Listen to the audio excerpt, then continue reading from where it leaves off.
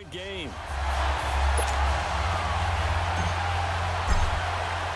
The punter Pinion now to kick this one away.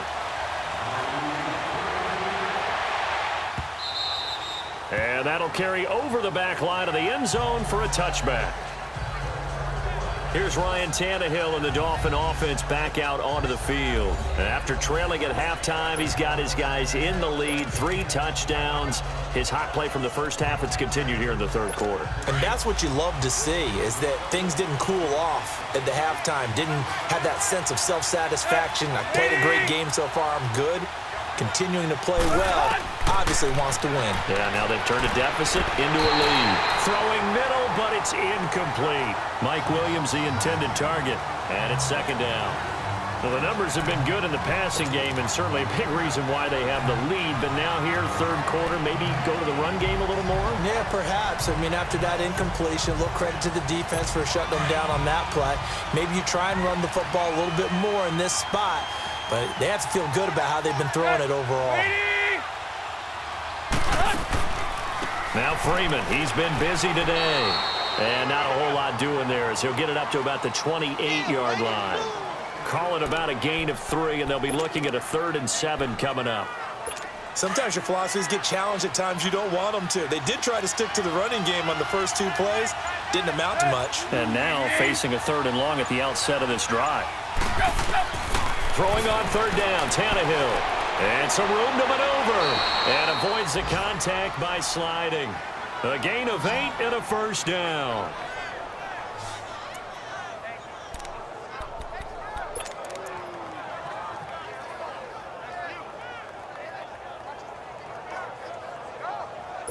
Tannehill now perfect since the second half started. 7 of 7. It's 1st and 10. Freeman. And he takes this up right near the 45-yard line. A nice run there, 9 yards, and it'll be 2nd down. In my book, that's running the ball well, but with intelligence. How about him keeping the clock moving, staying in bounds? Yeah, even though it's the third quarter, you're thinking ahead, aren't you? This is where your running game can really help you with a lead in the second half. I agree totally. It's not just end-of-the-half situations that you worry about the clock. It's throughout the game. And with a lead, stay in bounds. Make them fight harder to try and catch you.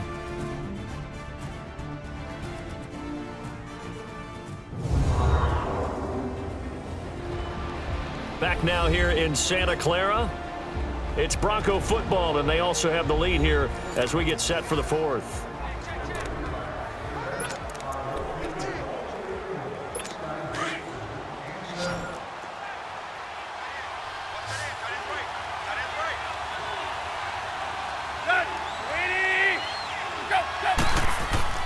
They'll fake it. Now Tannehill. And now he lost the football. Tannehill loses it. And they have the football and will set up shop at the 33-yard line. Well, that takeaway, partner, right there, that's a combination of coaching, execution, and absolute belief. Because a lot of guys will look at the scoreboard and go, this thing's pretty well done. But they still thought to themselves, if we can make a play, we give our teammates a chance to win it. And that's exactly what they did. The 49ers offense making its way back out there. And that last drive was very, very balanced, pretty methodical. You think they go that route again? I'm always of the school that until they stop me from doing something, I'm going to continue. And I think that that's exactly what they'll look to do. But the beauty is the balance that they've created sets up opportunities for big plays. Looks like a run, turn into a play action, and throw one deep. Set! Green, 39! They'll run it now out of the gun. And he'll get a little over 2, maybe a full 3 down to the 32-yard line. They tried a quick hitter inside, but that one was swallowed up because what they're hoping, those big defensive linemen will take the bait and move laterally and open up a crease that they can run through. Didn't happen on that play.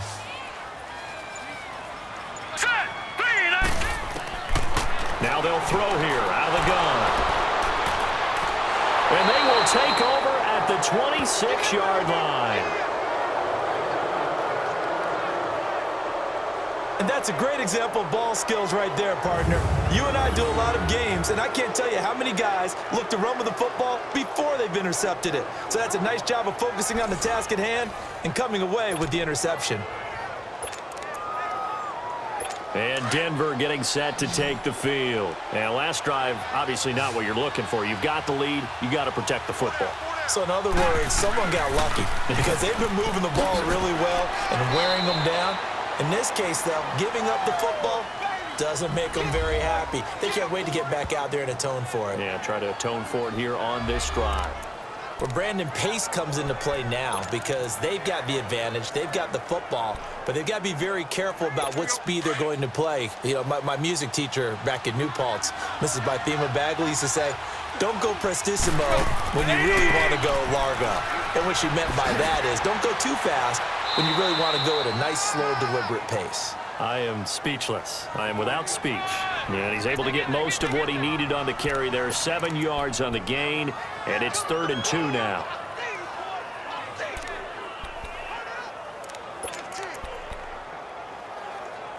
A big play, 3rd and 2. This crowd dying for a stop. 30. On 3rd down, it's Freeman. And he's taken down at the 43, but not before picking up the first. It goes as a gain of 8, and it moves the chains. He's still rumbling, isn't he? Still looking fresh in this one despite the heavy workload. But you and I both know, well-conditioned, and he did tell us that he thrives on being at his peak late in ball games. Now a play fake here on 1st down. He's going to wind up and air it out. That's caught at the 25. A very nice pickup of 33 yards. Now that play will end up on the highlights, and you'll see it all over the place. But what you won't see, the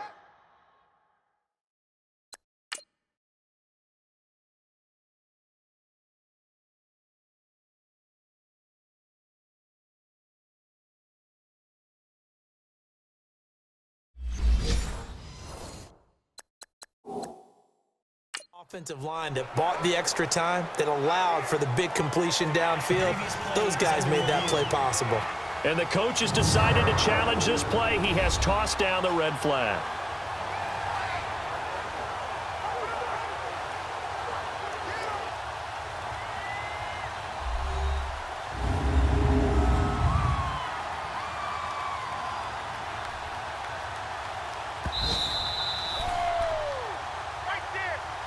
After review of the play, the ruling on the field stands. Well, he challenged the play. It did not pay off. And that means he lost a timeout in that challenge. And as a coach, you hate that. Don't know if you took the advice of the player, you threw it yourself, but it didn't go your way. At the end of the day, it all comes back to the head coach. He has the final determination on whether to actually challenge the play or not. In this case, it didn't pay off for him. Oh, no, he lost the football. But it looked like, fortunately, the Broncos able to recover. No, Ryan Tannehill slow to get up here. We'll check on his status when we get back.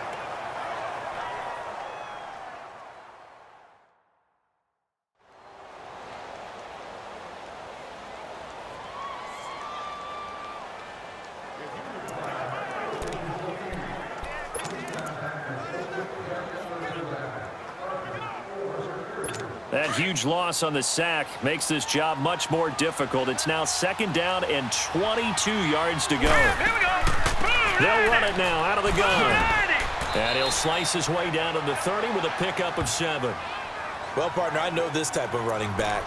I mean, this size, this intensity usually gets better as the game goes on. I can just tell you from experience, the first few quarters, oh, you're eager. You come running up there, I'm going to tackle this guy. By the 4th quarter, you're coming up and thinking about it. And D-line wearing down 4th quarter.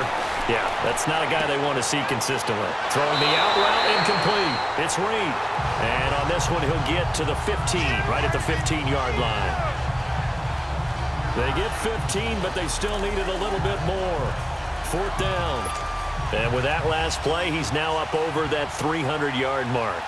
And in today's NFL, it almost feels routine. And I hate that when you talk about a 300-yard passing game.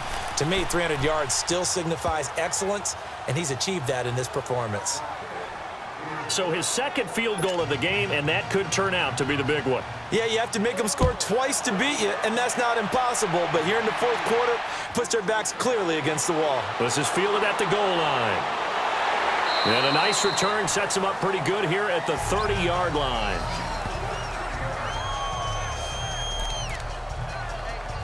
Now here's the signal caller getting ready to lead this offense again. With his guys trailing here in the fourth, he can ill afford a repeat of the interception that ended the last drive. Yeah, you're 2 scores down. You take it upon yourself now to play perfect or near-perfect football if you want to get your team back into the game. But it's also tough to do when you're trying to avoid errors, yet still play perfect football. Just a 1-yard pickup on the play, and it'll make it a second down. This possession means so much for them. They've got to focus on this drive and find a way to make this a one-possession game. Yes. Got to get a score. Yeah, so good with a field goal. Don't necessarily need a touchdown. Hurry up, here we go. Now back to throw. And he'll lay out and pull it in. What a diving catch there. 12 yards there as they keep this drive rolling. It's another first down. On first down, he'll drop to throw. Oh, there's that man again. It's complete. And he'll be taken down, but not before he gets into enemy territory. 11 more yards that go around, a first down as well. He'll drop to throw. And he couldn't hang on. Would have been their 4th pick of the game. Instead, second down. I want to go back to something you said in the first quarter about winning. Is it a positive? It is a positive. Okay. About winning the turnover battle. As a visiting team, as an underdog, you were right. They've done just that, and look where it's gotten them. It's part of the formula. When you go on the road, as you mentioned, being an underdog, winning the turnover battle is a big key, and this one's playing out in this one. A very solid gain of 27.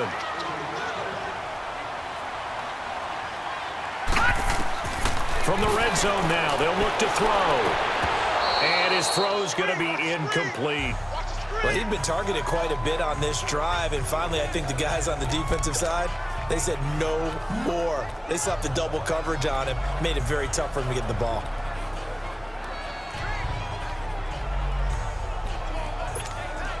So after the incompletion on first, now 2nd and 10. All right, here we go. They'll set up to throw. His throw caught right around the 6.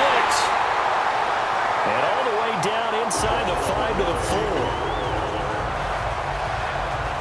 4. Never make the mistake that the slot receivers, especially the little guys like we're watching here, are just quicker than fast. A lot of them combine quickness and speed, and they catch a lot of footballs, as we just saw there. 1st and goal, and they got to be thinking a chance to get right back into this football game.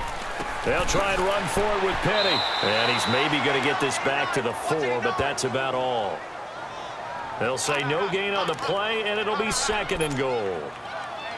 Well, it's been the air game that's taken them down on this drive before they finally turned around and handed it off on the last play. And now they're looking for the big boys to get him in the end zone. Couldn't do it there. It'll be interesting to see. Offensive lines had to pass block a lot on this drive. Will they be able to revert and fire out? And it's complete. In the end zone, touchdown 49ers. In for the score. And the 49ers have cut it back within a score. Boy, that route is really tough to cover because if they're running it correctly, you think it's really going to be a slant. Yeah, well, we talk all the time about how it's tough to execute offensively, but you're saying, don't forget, it's tough to cover for the defense, too. Yeah, the number one thing that you're taught is to not get caught inside or get beat inside. So you guard that a little bit more. So that gives you a little bit more space to operate outside if you start your move initially inside if you're a receiver.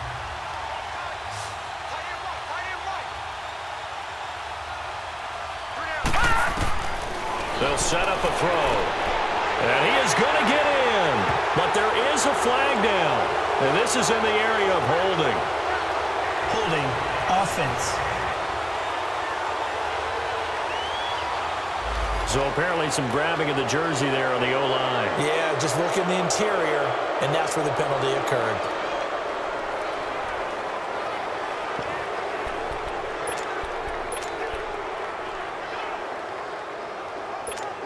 All right, now what can the Niners do as they face a big 2-point conversion here?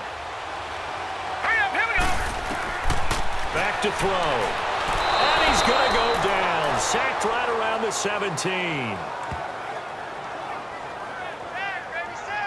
Well, they tried to get 2 and ended up getting none because the quarterback